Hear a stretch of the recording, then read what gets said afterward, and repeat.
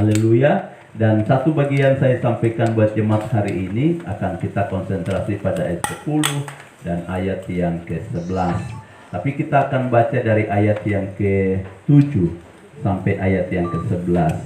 Mari umat Tuhan boleh buka sama-sama Filipi pasal yang ketiga. Ayat yang kita baca dari ayat yang ke-7 sampai pada ayat yang ke-11. Kita start dari ayat yang ke-7, kita akan baca sama-sama dari ayat yang ke-7, 2, 3. Tetapi apa yang dahulu merupakan keuntungan bagiku, sekarang kuanggap rugi karena Kristus. Malahan segala sesuatu kuanggap rugi karena pengenalan akan Kristus Yesus Tuhanku lebih mulia daripada semuanya. Oleh karena dialah aku telah melepaskan semuanya itu dan menganggapnya sampah supaya aku memperoleh Kristus dan berada dalam Dia bukan dengan kebenaranku sendiri karena mentaati hukum Taurat, melainkan dengan kebenaran karena kepercayaan kepada Kristus, yaitu kebenaran yang Allah anugerahkan berdasarkan kepercayaan. Yang kukehendaki ialah mengenal Dia dan kuasa kebangkitannya dan persekutuan dalam penderitaannya, di mana aku menjadi serupa dengan Dia dalam kematiannya, supaya aku akhirnya beroleh kebangkitan dari antara orang mati. Puji Tuhan. Sampai di situ pembacaan hari ini. Nanti kita akan lanjutkan ayat berikutnya pada minggu yang akan datang. Nah, karena itu merupakan fokus khotbah pada minggu akan datang. Nah, sudah terkasih dalam Tuhan Yesus Kristus, fokus kita hari ini pada ayat yang ke-10 dan ayat yang ke-11. Tapi kita baca dari ayat yang ke-7 supaya jalan ceritanya, penjelasannya kita bisa tangkap, kita bisa mengerti. Bapak Ibu terkasih dalam Tuhan Yesus Kristus, Lembaga Alkitab Indonesia memberikan perikop atau tema bagi bagian ini adalah kebenaran yang sejati. Tapi saya berikan kita tema untuk menuntun kita agar kita lebih memahami firman Tuhan itu adalah kekristenan sejati di dalam Yesus Kristus. Nah, mengapa saya memberikan tema seperti ini? Untuk menuntun kita memahami apa yang ditulis oleh Rasul Paulus kepada jemaat di Filipi, supaya kita benar-benar paham dan kita mengerti bahwa sebetulnya kekristenan sejati itu jauh berbeda dengan kekristenan secara umum yang dihidupi, yang kita lihat di tengah masyarakat kita hari-hari ini. Dan supaya jemaat ketika memahami bahwa kekristenan sejati itu tingkatnya jauh berbeda, nah itu akan menjadi standar yang bisa dikejar oleh semua orang. Sehingga kekristenan kita itu tidak lagi menjadi kekristenan yang biasa-biasa lagi, tapi kekristenan kita itu memenuhi standar firman. Mari kita perhatikan apa yang dimaksud dengan mengenal Dia dan mengalami Kristus, mengalami kehadirannya, mengalami kepribadian karyanya secara pribadi dalam hidup kita. Ini standar yang sangat penting. Nah, hari ini saya tawarkan kepada saudara pengalaman pribadi Anda dengan Tuhan. Apa karya Kristus dalam hidup saudara? Kita akan menyembah Dia bahwa Dia Tuhan dan Raja. Dia Tuhan dan Raja. Dia juga Juru Selamat. Tapi apa karya keselamatan yang Anda alami secara pribadi dari Dia, sehingga kau dapat mengenal Dia bahwa Dia benar Juru Selamat. Orang berkata Dia Juru Selamat, tapi keselamatan yang Dia rintis, yang Dia kerjakan di dalam diri kita haruslah sebuah fakta kehidupan. Itu pengalaman pribadi Anda dengan Dia. Barulah kau berkata Dia benar Juru Selamat. Kalau tidak, suatu waktu Anda bisa menyangkal Dia, karena Anda berpikir ada Tuhan yang lain yang bisa menyelamatkan. Amin. Orang-orang percaya bahwa Dia Tuhan pada umumnya. Tapi hari ini Paulus menuntut pengalaman pribadi. Kau harus alami bahwa Dia benar Tuhan. Pengalaman pribadi ini fondasi yang bagus sekali. Supaya suatu ketika dunia boleh bergoncang, kau diperhadapkan kepada masalah, kau diperhadapkan pada pergumulan yang berat, kau tidak akan pernah tinggalkan Dia. Karena tidak ada Tuhan yang lain yang menyelamatkan dengan cara yang sedemikian rupa. Ini pengalaman Paulus. Dia pernah menjadi orang Farisi yang begitu kejam terhadap pengikut-pengikut Kristus, tapi dia diubahkan, namanya diganti dari Saulus menjadi Paulus. Perubahan itulah yang membuat Paulus begitu giat, begitu bekerja keras dengan gigih. Seorang penginjil yang hebat, kurang lebih 15 tahun dia bisa keliling seluruh Asia kecil, dan luar biasa. Nah, sudah terkasih dalam Tuhan Yesus Kristus. Dari bagian yang ketiga ini ada 5 hal yang kita akan bahas satu persatu. Yang pertama, mengenal Dia itu artinya menuruti segala perintah. Itu bagian A. Mari perhatikan. Yang dimaksud dengan mengenal Dia, mengenal Kristus, itu sama dengan menuruti segala perintahnya. Kita baca 1 Yohanes pasal 2 ayat 3 sampai ayat 6. Kita baca sama-sama 2-3. Dan inilah tandanya bahwa kita mengenal Allah, yaitu jikalau kita menuruti perintah-perintahnya. Terus, barang siapa berkata aku mengenal Dia, tetapi ia tidak menuruti perintahnya, ia adalah seorang pendusta dan di dalamnya tidak ada kebenaran. Berikut. Tetapi barang siapa menuruti firman-Nya, di dalam orang itu sungguh sudah sempurna kasih Allah. Dengan itulah kita ketahui bahwa kita ada di dalam Dia. Ayat 6. Barang siapa mengatakan bahwa ia ada di dalam Dia, ia wajib hidup sama seperti Kristus telah hidup. Nah, ini yang menjadi kerinduan mendalam di dalam hati Paulus. Yang kumaksudkan ialah mengenal Dia dan kuasa kebangkitannya. Paulus punya kerinduan yang mendalam agar dia mengenal Dia, dan ternyata dijelaskan di bagian yang lain dalam 1 Yohanes oleh Rasul Yohanes menulis bahwa yang dimaksud dengan mengenal Dia adalah menuruti segala perintahnya. Amin. Ada 2 kata yang seringkali digunakan oleh Tuhan untuk ketika Dia berfirman kepada bangsa Israel, yaitu mengenal Dia dan mendengar firman. Konotasi mendengar firman bagi bangsa Israel, setiap kali Tuhan berfirman kepada mereka lewat para nabi, Dia berkata, dengarkanlah firman Tuhan. Yang Dia maksudkan adalah bukan memasang telinga hanya mendengar suara, tapi yang dimaksudkan dengarkanlah firman Tuhan. Itu artinya pahami firman, tangkap firman, dan lakukan firman. Bisa mengerti?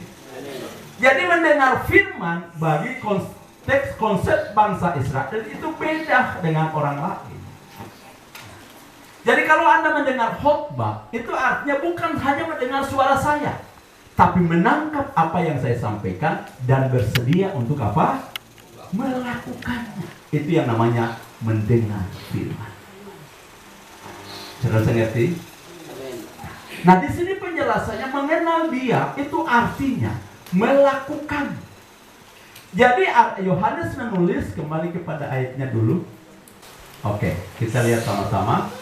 Barang siapa berkata aku mengenal Dia, tetapi ia tidak menuruti perintahnya, ia adalah seorang pendusta dan di dalamnya tidak ada kebenaran. Ayat ini menyinggung setiap hidup kita. Pertanyaannya, apakah kita mengenal Dia? Halo? Berapa banyak orang sungguh-sungguh ke Tuhan? Karena konsekuensinya adalah menuruti perintah. Jadi ini membuat pada akhirnya kita ini semuanya jadi pembohong. Amin. Ya. Ini mempermalukan kita semua. Ini merobek setiap keakuan kita. Orang-orang Kristen mengklaim dirinya orang percaya, tapi tidak hidup sesuai firman.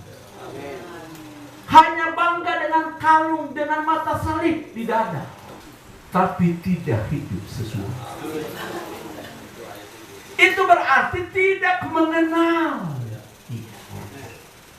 Itu konsekuensi, itu prinsip yang dibangun oleh bangsa Israel. Bukti bahwa mereka mengenal Allah Yahweh, Allah Juru penyelamat mereka adalah mereka hidup sesuai firman. Itulah sebabnya satu-satunya bangsa di dunia ini yang punya hukum tertulis langsung dari surga adalah bangsa Israel. Apa itu? Dua loh batu. Halo? Dua loh batu. Itu Bapak Ibu, dua loh batu itu ditulis oleh tangan Tuhan sendiri. Musa menunggu 40 hari, 40 malam di gunung Sinai, di firman yang murni yang datang langsung dari Allah. Haleluya. Setelah Musa menghancurkan dua loh batu karena pemberontakan bangsa Israel, mereka menyembah anak lembu emas. Dikasih Tuhan, Musa pecahkan dua loh batu itu. Lalu kemudian terjadi tawar-menawar dengan Tuhan. Bahkan Tuhan berkata, saya tidak akan lagi berjalan bersama kamu. Saya akan mengutus seorang malaikat untuk memimpin kamu ke tanah Kanaan. Musa berkata, Tuhan, kalau kau tidak pimpin kami lagi, jangan suruh kami keluar. Jangan suruh kami pergi. Tuhan bilang, tidak apa-apa, nanti saya akan utus seorang malaikat berjalan di depan kamu.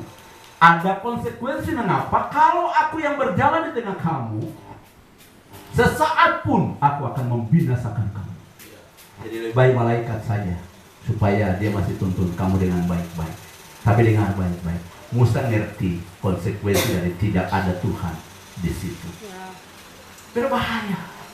Bukannya Musa tidak percaya otoritas yang diberikan oleh Tuhan kepada seorang malaikat, tapi Musa menghendaki Allah sendirilah yang harus memimpin mereka. Jangan ada perwakilan. Ini luar biasa. Tawar-menawar. Tawar-menawar. Tuhan bilang, tidak, kau pimpin mereka. Kalau tidak, kau keluar dari bangsa itu, supaya aku membinasakan mereka dan aku akan membangun keturunan yang baru melalui keturunanmu. Musa bilang, tidak usah. Apa kata orang lain tentang namamu? Mereka akan bilang dia tidak mampu memimpin mereka masuk tanah Kanaan. Jadi dia musnahkan mereka di perjalanan. Orang akan menghina namamu. Orang akan mengejek engkau. Biarlah kau tebus dan kau ampuni mereka. Lalu biarlah kami berjalan lagi. Haleluya, supaya namamu tidak dicela. Tapi Tuhan belum. Karena murkanya begitu hebat. Saudara perhatikan.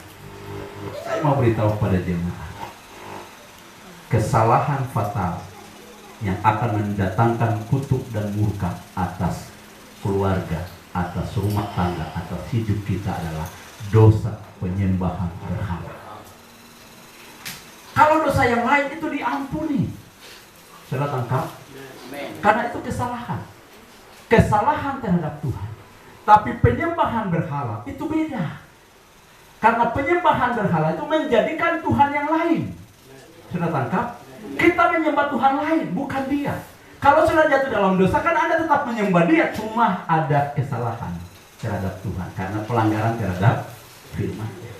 Tapi penyembahan berhala itu penolakan terhadap dia sebagai Allah yang berkuasa. Nah, karena itu akan mendatangkan kutuk dalam hidup kita. Bahkan firman Tuhan berkata, siapa yang menyembah berhala, itu keturunannya terkutuk sampai generasi keempat. Itu sebabnya saya selalu mencegah jemaat, jangan membangun lagi dengan arwah-arwah orang mati. Karena itu berhak. Jangan ada pohon yang jadi keramat lagi. Jangan ada batu yang jadi keramat lagi. Jangan ada gunung yang jadi keramat lagi. Jangan sembah itu. Jangan takut kepada itu. Katakan amin. Haleluya. Nah, saudara perhatikan. Setelah Musa menghancurkan dua loh batu itu, diadakan tawar-menawar dengan Tuhan. Lalu sampai pada titik tertentu dan Musa merasa bahwa Tuhan tetap pada pendiriannya, pada murkanya yang bernyala-nyala terhadap bangsa Israel.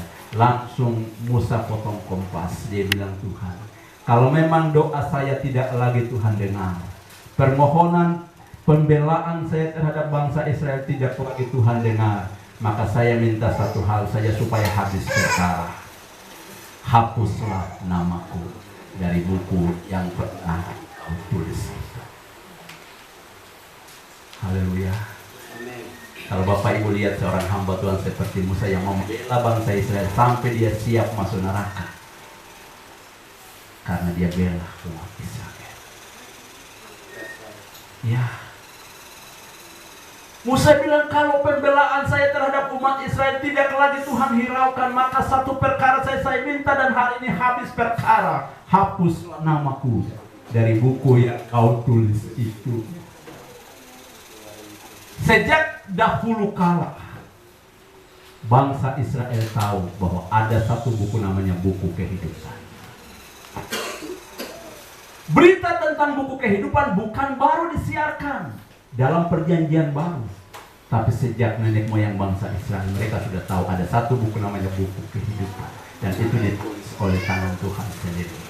Adakah namaku tertulis di sana, di kitab al-hayatmu yang di dalam surga?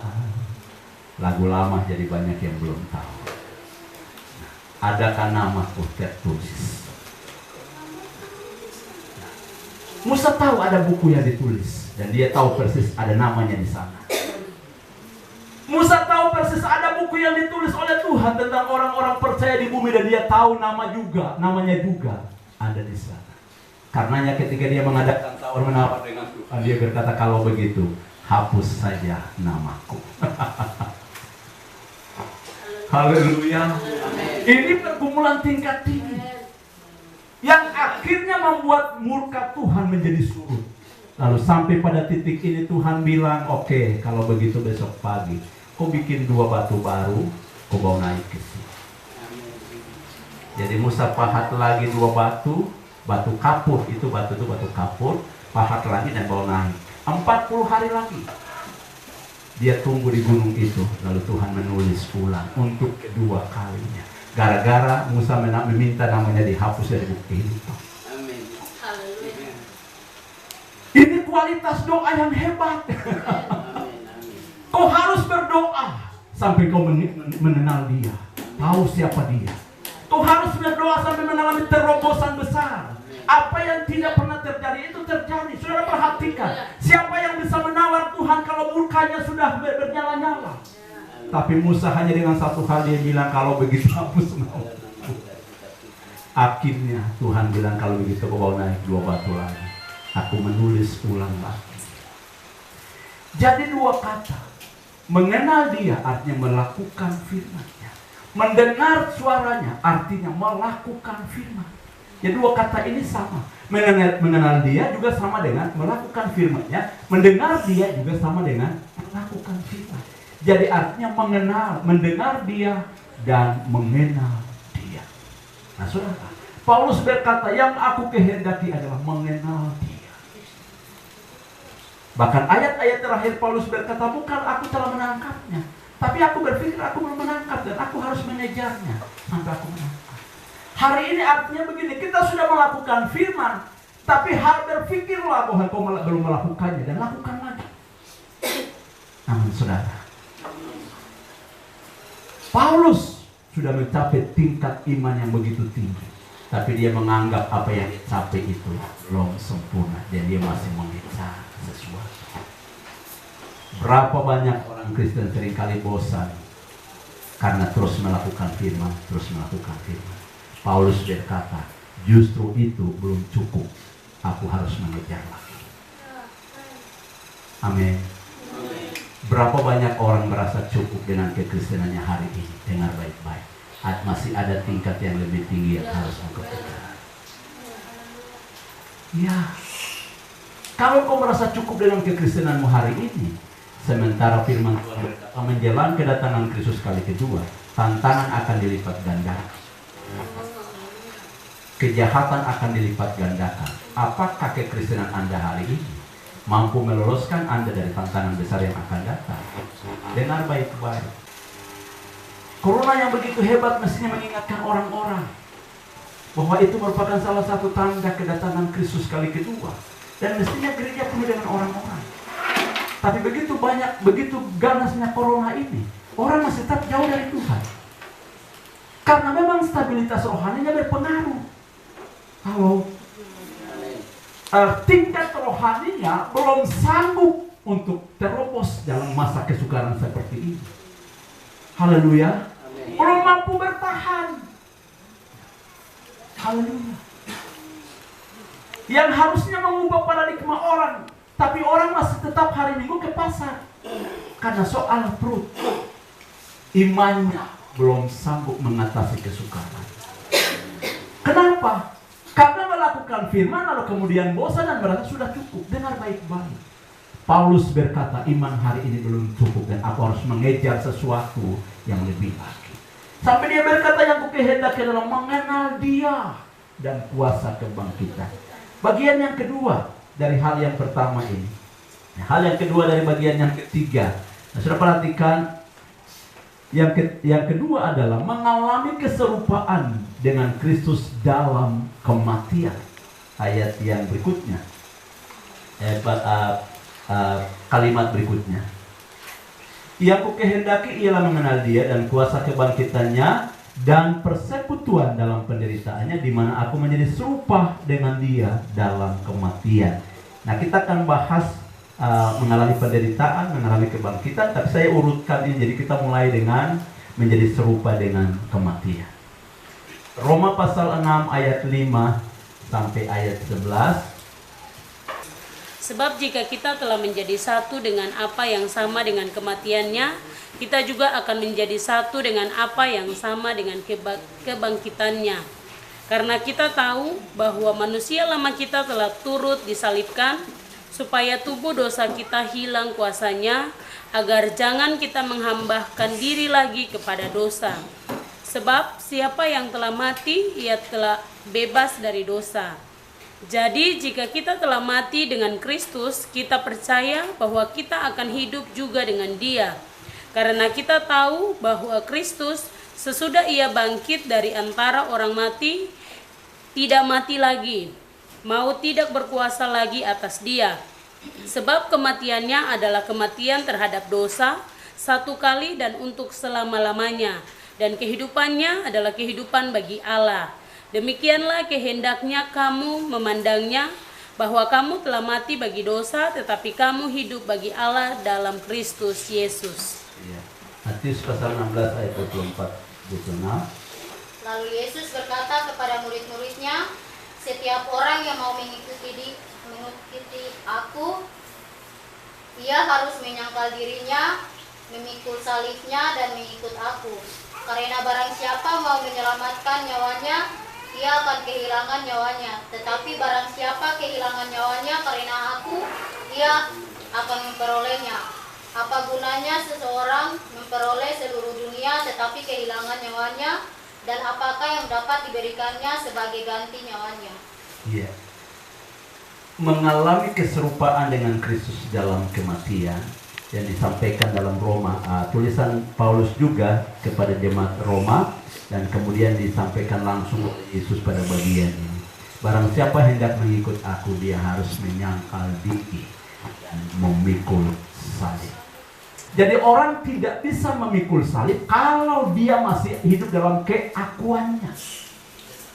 Nah, jadi yang dimaksud menjadi serupa, Paulus merindukan adanya hidup yang benar-benar terlepas, tidak ada hidup lagi yang diintervensi oleh kuasa dosa. Karena apa? Kematiannya adalah kematian terhadap dosa. Dalam Roma dijelaskan tentang baptisan selam, di mana ketika kita percaya, kita dibaptis selam, kita tubuh dosa kita dikuburkan dalam kematian. Jadi yang dimaksudkan di sini oleh Paulus adalah dia benar-benar menjadi serupa dengan Kristus dalam kematian, artinya tidak lagi ada intervensi dosa di dalam hidupnya. Haleluya. Ini pengajaran keras sekali. Pengajaran yang keras tapi mendalam. Karena apa? Soalnya kasih Tuhan, kekristenan itu harusnya merupakan satu komunitas di mana dosa tidak lagi berkuasa. Tangkap ini. Halo? Saya ulang lagi, kekristenan itu adalah komunitas manusia yang harusnya di dalamnya dosa tidak lagi berkuasa. Kenapa? Karena Yesus berkata kepada Petrus, kepadamu kuberikan apa? Kunci kerajaan. Apa yang kau ikat di dunia akan terikat di surga. Apa yang kau lepaskan di dunia akan terlepas di surga. Ayat yang berikutnya dikatakan tanda-tanda ini. Yesus berkata, pergilah beritakan Injil pada segala makhluk. Barang siapa percaya dan dibaptis akan diselamatkan. Tapi barang siapa tidak percaya dan dibaptis akan dihukum. Tanda-tanda ini menyertai setiap orang percaya. Mereka akan apa? Mengusir setan-setan dari orang yang mendorong, pribadi yang mendorong manusia melakukan dosa adalah setan. Sudah tangkap? Amin. Tapi orang Kristen diberikan kapasitas untuk mengusir dia. Artinya, jika ada kapasitas yang kuat, yang besar dalam hidup kita, kita mampu mengusir dia sehingga dia tidak bisa mengintervensi pola pikir dan gaya hidup kita sehingga kita hidup dalam dosa. Jadi saya mau beritahukan kepada jemaat, kalau ada orang Kristen yang masih hidup di dalam dosa, sebenarnya iblis masih mengintervensi jalan hidupnya. Amin. Ini bisa dipertanyakan, ada kuasakah tidak dalam diri orang? Karena Yesus berkata tanda-tanda ini menyertai setiap orang percaya, mereka akan mengusir setan. Penyebab manusia hidup dalam dosa adalah setan. Dosa itu pekerjaan setan. Kau dapat mengatasi kekuatan setan. Jadi untuk melepaskan orang-orang dari dosa, sebetulnya kuasanya ada di tangan kita. Karena Tuhan berikan kita kuncinya. Kunci kerajaan. Haleluya. Firman Tuhan berkata kerajaan sorga bukan bicara soal makan dan minum, tapi soal kebenaran, soal kedamaian, soal kelepasan, soal pembebasan. Amin. Maka standar yang kita kejar hari ini adalah kita harus meraih kuasa yang besar sampai kita dapat mengatasi kuasa-kuasa setan di sekeliling kita. Bahkan rumah tangga kita, katakan amin.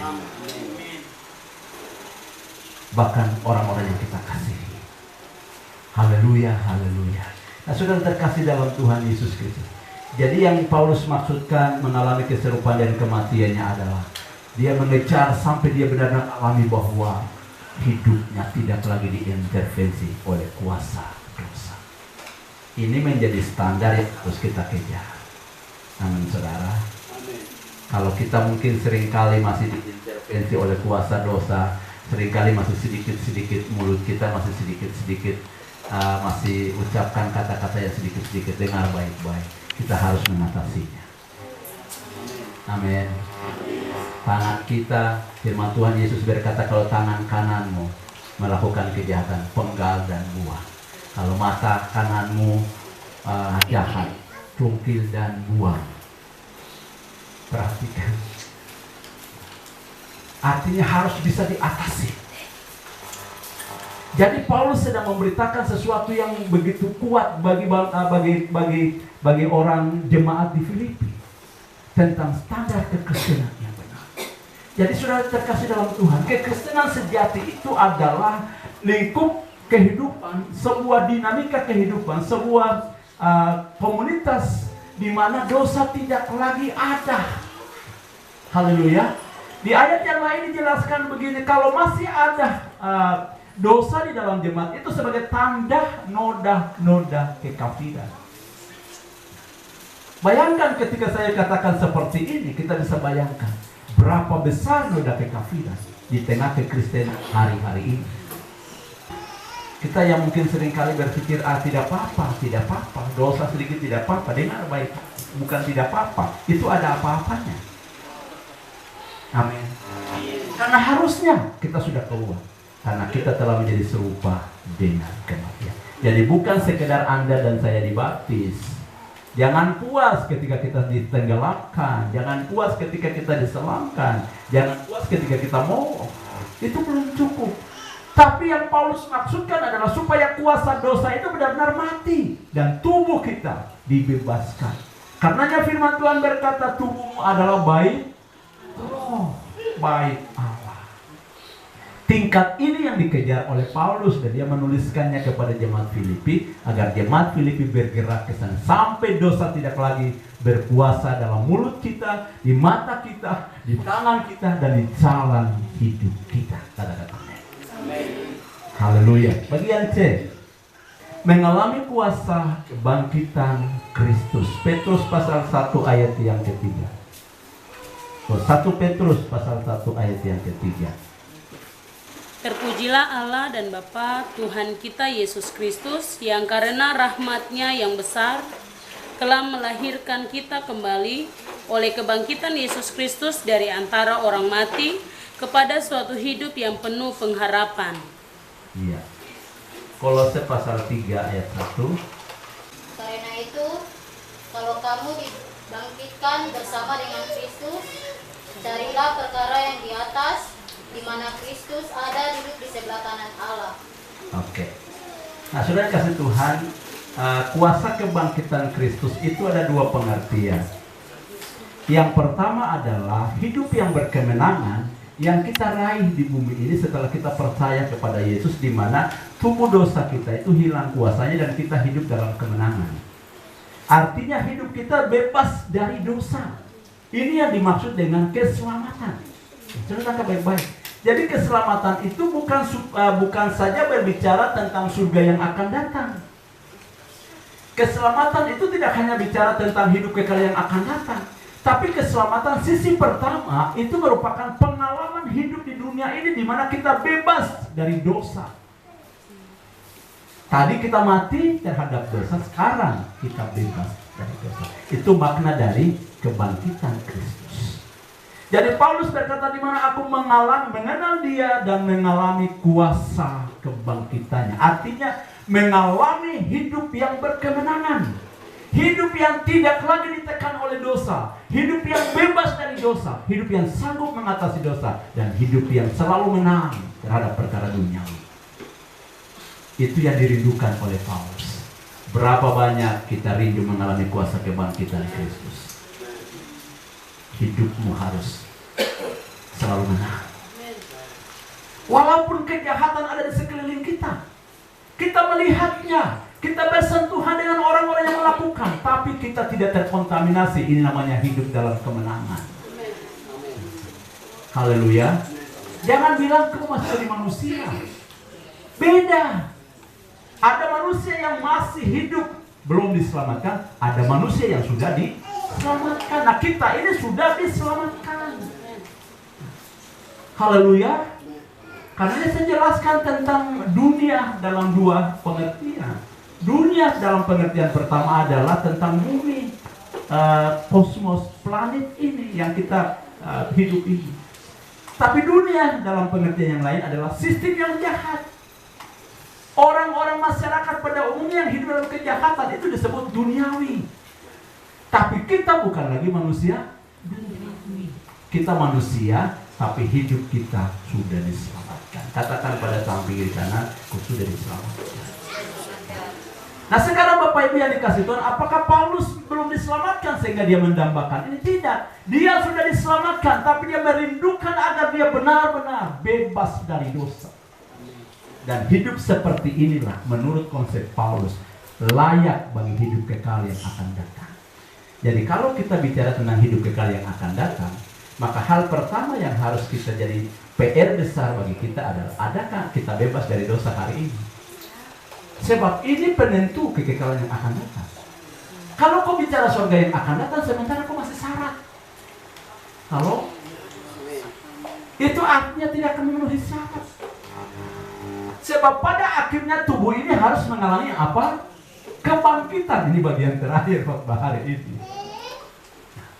Nah, bagaimana mungkin tubuh kita akan mengalami kebangkitan sementara dosa bekerja di dalam tubuh kita? Haleluya. Karenanya ayat yang lain berkata, janganlah serahkan anggota tubuhmu kepada setan untuk jadikan apa? Senjata kelaliman. Tapi serahkanlah tubuhmu untuk menjadi alat kebenaran. Setelah dimerdekakan dari rantai dosa, maka jadilah kamu hamba kebenaran. Haleluya. Yesus berkata, pikulah kuku yang kupasang dan belajarlah daripadaku, karena aku lemah lembut dan jiwamu pasti mendapatkan ketenangan. Pikul laku artinya bersedia untuk taat kepada firman. Jadi Paulus sudah diselamatkan, tapi dia masih berpikir yang kumaksudkan adalah mengenal dia, melakukan segenap firman-Nya, dan mengalami kuasa kebangkitan. Menjadi serupa dengan kematian, mati terhadap dosa dan bebas dari dosa. Hidup untuk kemuliaan Allah, hidup bagi Allah. Jadi pengertian kebangkitan yang pertama adalah bebas dari dosa. Yang kedua adalah pengertian yang lahiriah langsung, yang harfiah, artinya suatu ketika Tuhan datang pada kali kedua, kita dibangkitkan dari antara orang mati. Itu bagian terakhir. Jadi kebangkitan itu ada dua pengertian. Artinya hidup yang berkemenangan hari ini, dan nanti keselamatan, kebangkitan tubuh pada waktu Yesus datang pada kali kedua.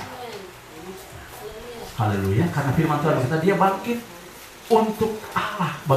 Jadi setelah kita percaya dan kita diselamatkan, hidup kita sudah, arah hidup kita sudah berbeda. Kita hidup untuk Tuhan. Nah, sebelum kita diselamatkan, kita hidup untuk setan. Ini penting, ini perlu semua orang tahu.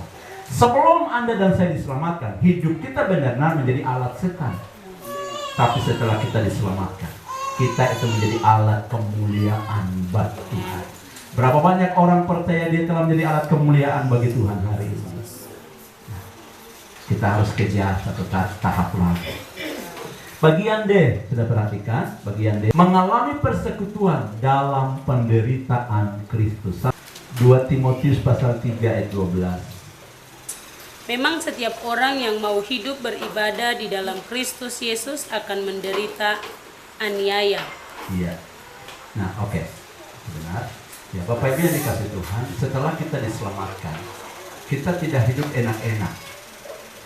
Tapi harus ikut dalam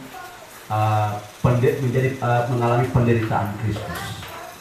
Artinya tadi dua proses kita alami. Tubuh dosa harus disalibkan, harus dimatikan. Keinginan daging harus dimatikan. Lalu bersedia untuk hidup dalam ketaatan. Dan bersedia untuk menderita bagi Kristus, bagi kemuliaan, menderita bagi kerajaannya, menderita oleh karena kebenaran. Paulus menulis kepada Timotius, dia berkata, memang setiap orang yang mau hidup beribadah, dia pasti mengalami penderitaan karena aniaya. Aniaya yang bagaimana? Orang Kristen jemaat mula-mula itu dianiaya. Dianiaya karena kebenaran. Pada waktu saudara dan saya kita hidup dalam kebenaran, akan ada banyak orang tidak suka dengan kita. Halo? Banyak orang akan membeli saudara, mengejek saudara, menghina saudara karena kebenaran yang Anda hidupi. Itu sebuah aniaya. Dan itu salib yang kita pikul. Haleluya. Ikut dalam pelayanan. Itu sebabnya sekarang mengapa saya dorong jemaat untuk terlibat dalam pelayanan. Nah, karena itu salib yang harus kita pikul, harus menderita bersama Kristus. Melakukan semua bagian-bagian yang Tuhan percayakan untuk kita lakukan. Ikut dalam pekabaran Injil, berani bersaksi. Ketika kita bersaksi, orang akan mengejar kita. Ketika saudara berbicara tentang nama Yesus, engkau akan ditantang, dihina, diejek, bahkan diludahi. Tapi engkau harus melakukan. Itu salib yang kita pikul. Amin, saudara. Terlibat dalam pelayanan, capek lelah, itu salib yang harus kita tanggung. Itu penderitaan yang harus kita alami demi kebenaran, demi Kristus.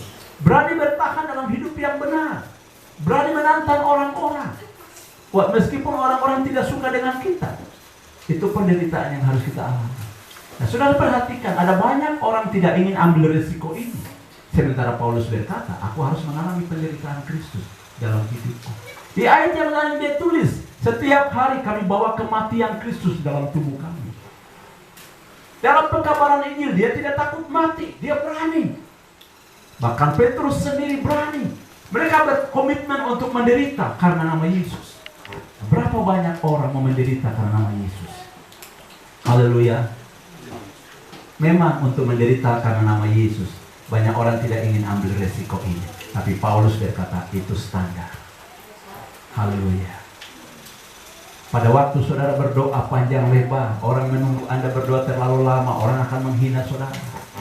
Pada waktu kita menyanyi, orang bilang itu mereka tepuk tangan apa itu, mereka menangis. Itu penderitaan. Haleluya. Berani bertahan dalam penderitaan bersama Kristus. Menderita karena kebenaran. Itu penting. Di ayat yang lain ditulis, daripada kau menderita karena pencuri. Haleluya. Jangan sampai orang mengejek kita karena kita melakukan kejahatan. Itu penderitaan yang harus kita tanggung karena melakukan kejahatan. Penderitaan seperti ini Tuhan tidak kehendaki. Penderitaan yang Tuhan kehendaki dalam hidup kita adalah menderita karena melakukan kebenaran. Menderita karena hidup sesuai firman, lalu orang lain tidak suka dengan kita. Haleluya. Pernahkah orang datang merontak kita di rumah karena kita melakukan firman? Bukankah orang angkat jempol memuji kita karena kita hidup sesuai dengan tatanan masyarakat? Dengar baik-baik, kekristenan itu sebuah tatanan yang berbeda. Berani hidup dalam kebenaran sampai orang lain jengkeli kita. Itu salib yang hendak kau pikul. Haleluya. Karena orang tidak mau bertahan dalam kebenarannya, sudah dia tergiur, dia bilang mengalir saja. Masyarakat mau seperti apa kita ikut saja. Dengar. Padahal kita bukan orang-orang yang harusnya mengalir bersama masyarakat. No, hidup Anda berbeda. Dan kekristenan itu sudah dikasih Tuhan. Saya selalu bilang kekristenan itu bukan karnaval. Kalau karnaval itu orang semua berjalan santai, semua orang berjalan santai. Ada yang berteriak, ada yang menyanyi, ada yang berjalan sambil diam, tidak apa-apa. Tapi semuanya sampai di tujuan. Tapi kekristenan bukan karnaval. Kekristenan itu medan pertempuran, di mana semua orang harus bertempur. Semua orang harus berperang. Kalau tidak berperang, kalau tidak mampu bertahan, maka ada namanya pulang nama. Nama saja yang pulang, orangnya gugur di perjalanan. Haleluya. Tapi kita adalah orang-orang yang dipanggil untuk keluar sebagai pemenang. Yang terakhir bagian E, memiliki kepastian akan kebangkitan tubuh di akhir zaman. Oh, luar biasa. Ayat yang ke-11, supaya aku akhirnya beroleh kebangkitan dari antara orang mati. Wow. Paulus berkata, aku mengenal dia dan kuasa kebangkitannya, di mana aku menjadi serupa dengan dia dalam kematian, dalam penderitaannya, supaya aku pada akhirnya beroleh kebangkitan dari antara orang mati. Kekristenan sejati yang terakhir, hidup kita harus penuh pengharapan akan mengalami kebangkitan ketika dia datang pada kali kedua. Kalau kau tidak punya pengharapan tentang kebangkitan yang akan datang, haleluya, itu hidup yang sia-sia. Kekristenan itu adalah hidup yang penuh kepastian, bukan moga-moga, bukan kiranya, tapi kekristenan semua kepastian. Dan Paulus mengejar standar ini karena dia punya target. Tangkap baik-baik. Paulus mengajar standar yang tinggi ini karena apa? Karena dia punya target terakhir, di mana dia berkata, supaya aku akhirnya beroleh kebangkitan dari antara orang mati.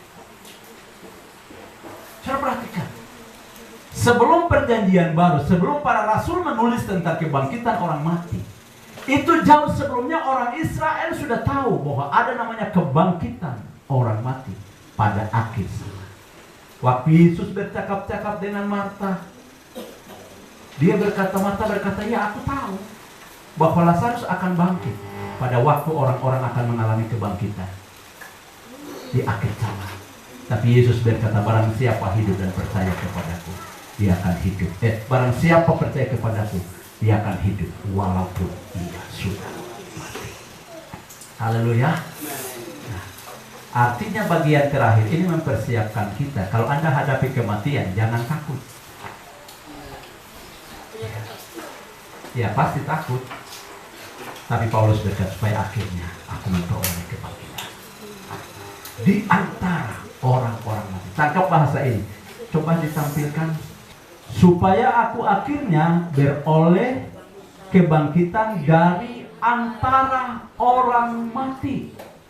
Nah, nanti Bapak Ibu akan baca Wahyu pasal 20 ayat 5 sampai ayat 6. Nah, perhatikan, Paulus berkata supaya aku akhirnya beroleh kebangkitan dari mana? Dari antara orang mati. Bisa tangkap bahasa itu, makna itu? Dijelaskan dalam Wahyu pasal 20 ayat 5 sampai 6. Ternyata ada kebangkitan sebagian orang dan yang lainnya tidak mengalami kebangkitan. Dijelaskan di dalam 1 Tesalonika pasal 4 ayat 16 dan seterusnya. Bahwa pada waktu Yesus datang pada kali kedua, itu akan ada kebangkitan pertama hanya bagi orang-orang yang memenuhi standar. Paulus mengejar yang namanya kebangkitan pertama. Bapak, Ibu, dan saya, kita kejar yang mana? Kebangkitan pertama atau kebangkitan kedua?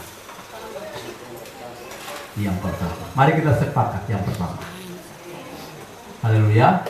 Karena Wahyu pasal 20 ayat 5 sampai 6 itu jelaskan kebangkitan kedua itu bukan untuk memperoleh hidup yang kekal, tapi untuk dihakimi dan dihukum. Sedang kebangkitan pertama, firman Tuhan berkata, maut tidak lagi berkuasa atas mereka yang mengalami kebangkitan pertama pada waktu Yesus datang pada kali kedua. Di Tesalonika dijelaskan pada waktu sangkakala Allah, pada waktu tanda diberi dan sangkakala Allah dibunyikan, maka orang-orang yang mati dalam Kristus akan lebih dahulu dibangkitkan. Baru sesudah itu kita yang masih hidup sampai Dia datang. Luar biasa. Jadi standar kekristenan kita haruslah mengejar sampai kita lolos dari kematian pada waktu Yesus datang pada kali kedua. Kita bangkit dari antara orang mati. Artinya akan ada orang-orang yang tidak dibangkitkan. Pastikan Anda dan saya tergolong yang mengalami kebangkitan pertama pada waktu Yesus datang. Karenanya standar kekristenan kita harus lebih tinggi. Jangan menjadi standar yang biasa-biasa. Karena pada akhirnya orang yang biasa-biasa yang mereka tinggal. Amin, saudara. Pegang ini dan kita kejar standar sampai kita benar-benar mengalami firman dalam hidup kita. Tuhan berkati kita dengan firman hari ini. Amin. Dan juru selamat kita jiwa kami, Allah yang hidup, kami boleh mengucap syukur dan berterima kasih buat firman-Mu hari ini merupakan pengajaran bagi kami. Kami menyadari bahwa pengajaran ini pengajaran yang keras. Tapi bukankah firman berkata bahwa kami bukan lagi bayi, tapi kami adalah orang-orang dewasa yang harus menerima pengajaran yang sedemikian rupa untuk memproses dan membentuk kami untuk masuk dalam kedewasaan rohani. Apa yang ditulis oleh Paulus hamba-Mu kepada jemaat di Filipi, sebuah pengajaran dengan kualitas yang tinggi Tuhan. Dan itu merupakan target pencapaian oleh hamba-Mu Paulus. Dia tidak hanya menulis untuk jemaat Filipi, tapi dia sendiri merindukan itu dalam hidupnya Tuhan. Dan hari ini bagian itu ditulis dan disampaikan juga bagi kami jemaat Tuhan di tempat ini. Kami meskipun itu merupakan standar tertinggi, tapi kami percaya ada Roh Kudus yang bersama-sama dengan kami. Di dalam segenap hidup kami ada kuasa-Mu yang sanggup menopang kami untuk menjalani hari-hari kekristenan kami, yang sanggup menopang kami untuk mencapai standar tertinggi dalam hidup kami, sehingga kami tidak lagi menjadi bayi-bayi rohani. Kami tidak lagi hidup dengan standar yang standar terendah, kekristenan yang biasa-biasa, kekristenan yang rata-rata. Tapi kami harus ada di atas rata-rata kekristenan yang ada Tuhan. Harus mencapai standar yang tinggi dalam kekristenan kami. Karenanya kami minta Roh Kudus menolong kami hari ini.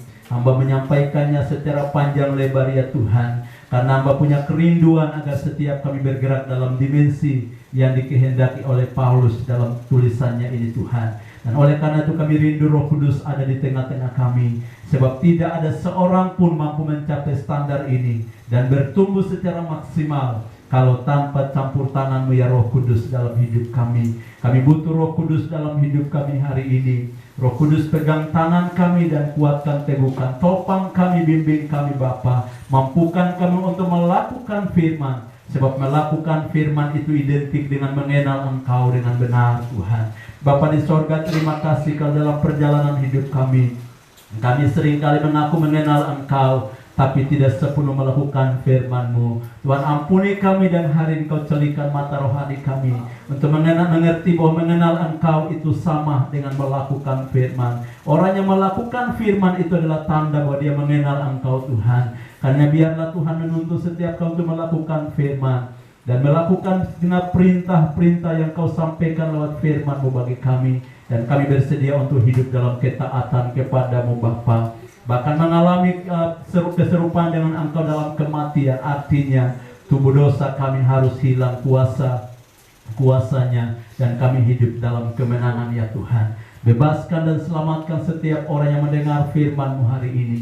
Engkau menjamah kami, dan biarlah Tuhan menuntun kami masuk dalam hidup yang berkemenangan, sampai dosa tidak lagi mengintervensi jalan hidup kami. Dosa tidak lagi mengintervensi pikiran kami. Dosa tidak lagi mengintervensi perkataan kami. Dosa tidak lagi mengintervensi tingkah laku kami, tindakan kami Bapa. Tapi kami hidup sebagai orang-orang yang sudah dibebaskan. Yang tadinya hidup mati karena dosa, tapi sekarang hidup bagi Allah. Hidup untuk kemuliaan Allah. Arah hidup kami adalah sorga. Arah hidup kami adalah kekekalan yang akan datang Tuhan. Terima kasih banyak Bapa di sorga, karena Engkau telah membangkitkan kami dari kematian. Maka kami harus memikirkan perkara-perkara yang dari atas, yang dimana Kristus sedang duduk di sebelah kanan Allah Bapa.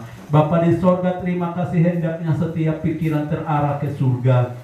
Setiap jalan kehidupan terarah kepada perkara yang dari atas. Setiap pikiran terarah pada perkara-perkara yang dari atas, di mana Kristus ada dan Kristus bertakhta untuk selama-lamanya. Bapa di sorga, terima kasih. Hancurkan kekuatan dosa dalam setiap hidup kami. Hancurkan kekuatan dosa dalam setiap pikiran kami.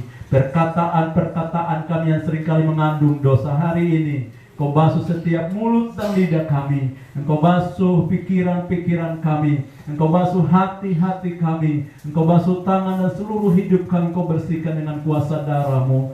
Dan Tuhan memimpin kami oleh Roh Kudus-Mu, sehingga hidup kami setiap hari dipenuhi dengan kemenangan. Dari satu kemenangan pada kemenangan yang lain. Dan kami hidup bebas dari belenggu dosa. Terima kasih banyak Bapa di sorga. Kau tanamkan firman di dalam setiap hati kami, dan mampukan kami untuk mengejar target ini Tuhan.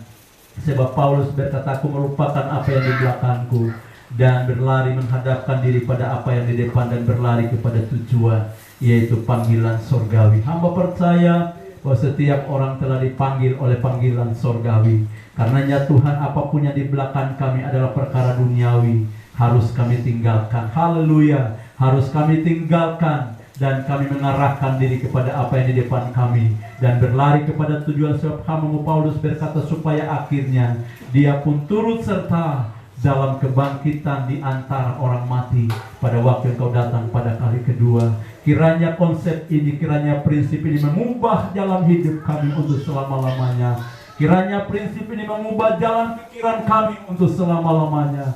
Kiranya prinsip ini mengubah langkah kami untuk selama-lamanya. Setiap kami punya kerinduan pada akhirnya kami akan beroleh kebangkitan dari antara orang mati pada waktu sangkakala dibunyikan, dan kami pun terangkat bersama-sama dengan saleh-saleh-Mu, dan angkat bersama umat ketebusan-Mu, umat-Mu yang kudus di seluruh dunia ini Tuhan. Bapa, terima kasih. Itu bukan sebuah kisah cerita semata-mata, tapi sebuah pengalaman fakta yang akan datang, yang diimani oleh setiap orang percaya sejak dahulu kala. Dan hari-hari ini pun merupakan target bagi gereja-Mu Bapa. Karenanya Tuhan, kuduskan dan sempurnakan hidup kami sekalian, supaya pada akhirnya kami beroleh kebangkitan dari antara orang mati. Haleluya, haleluya. Bapa di sorga, terima kasih kami mengucap syukur untuk firman-Mu. Sebuah pengajaran yang indah, pengajaran yang mendalam bagi kami.